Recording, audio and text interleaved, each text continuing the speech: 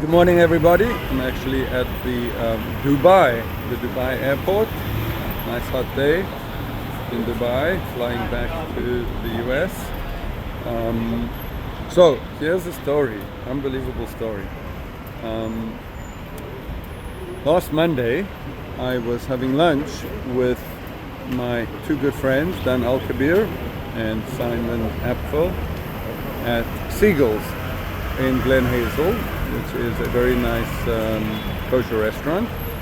And we got together, we're having a good time, sat down, and next to us there was a guy sitting by himself, an older guy sitting by himself, and almost with relish and quite forcefully, he's like, "Guys, I want to tell you, the best thing in the world are the chips here at this restaurant. Order the chips." So we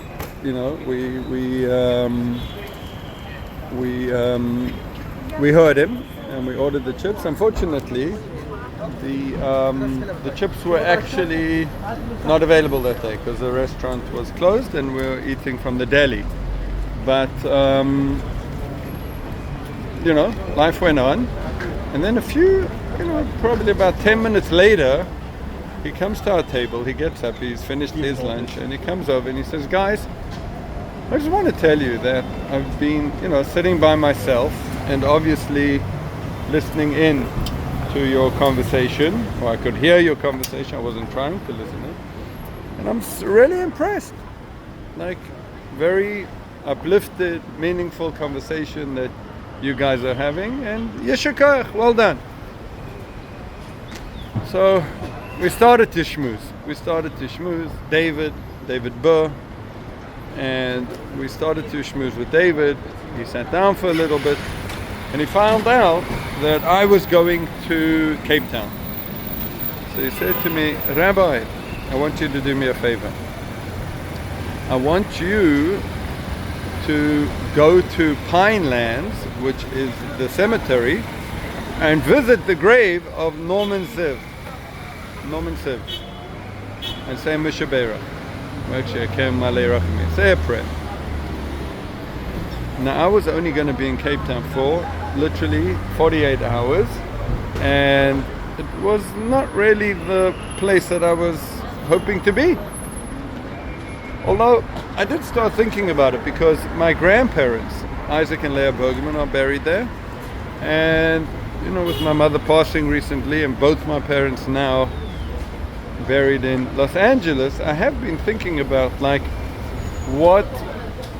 I'm not such a grave guy, I don't like going to graves. So, but now I was thinking, I will visit my parents, and I was thinking about how often, and I thought, maybe here's an opportunity to visit the graves of my grandparents.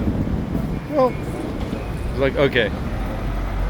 So I wrote down Norman Siv's name, and then we asked David why,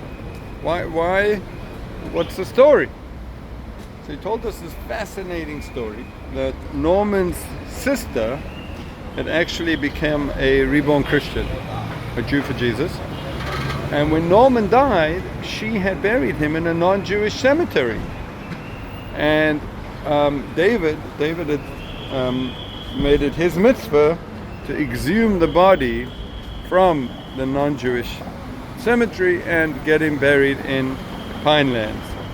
So that's a pretty big mitzvah. And he felt, if you're going there, well, say a prayer, because, that grave is special, which we all definitely were blown away by, that he had done this. Anyway, I go to Cape Town, and I'm making arrangements to see all my old friends, and I call my good friends the Berkmans, and I tell them on this is now Wednesday, I tell them, "Guys, your window, the time I can spend with you, is between 2:30 and 5 today." And the Berkmans are like, "Rabbi, we can't. We have to go to a funeral." So I thought to myself, wow, okay, Berkmans, listen, I'm coming with you. We'll drive together, that way I'll spend time in the car with you. And you'll go to the funeral, and I'll go find these graves. I'll find the graves of my grandparents. I'll say a prayer there, and I'll go to Norman Siv's grave and say a prayer there, and then we'll drive back together, and everyone's winning. And David Burr somehow is getting his request fulfilled. So that's what we did. We get in the car, we go, we'll have a lovely chat on the way there.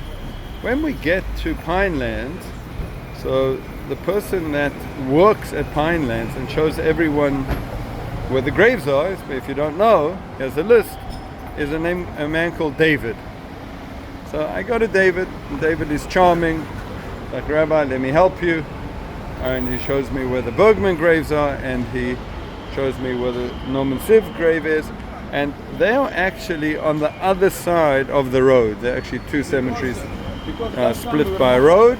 It's called Pinelands 1, Pinelands 2. So they're buried in Pinelands 1.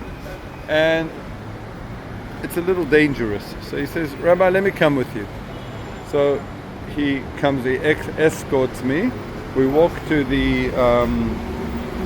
my grandparents. He walks back. He says, Rabbi, take your time. Gives me 5 minutes. After that, we walk to Norman, and I say the Kel Male. I put some stones on all the graves, and it's amazing that I've done this mitzvah. On the way back, I'm talking to David, and I say to David, where do you live? So he says, no, Rabbi, I live in the northern suburbs. You see, I'm not Jewish. I'm David the Goy. And he laughs.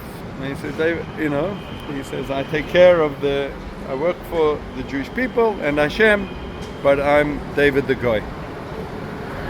Now, I don't know why, but it kind of was like, David, you can't say that. I know it's funny,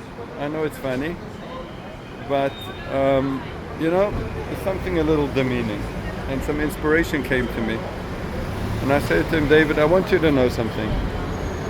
When God chose Abraham, He didn't choose him to the exclusion of all other people. He chose him for the purpose of all other people. And an amazing thing about our faith, as opposed to other Christianity and Islam, is that you can get to heaven. You can be what's called a Chasidei Umas Ha'olam. Right? You can be a righteous Gentile, because Abraham's job is not just selfish, it's for the whole world, to elevate and illuminate the world with God's light. So David, I say to him, instead of calling yourself David the Goy, can you please say, my name is David the righteous Gentile, and I'll see you on the other side. Thank you for listening.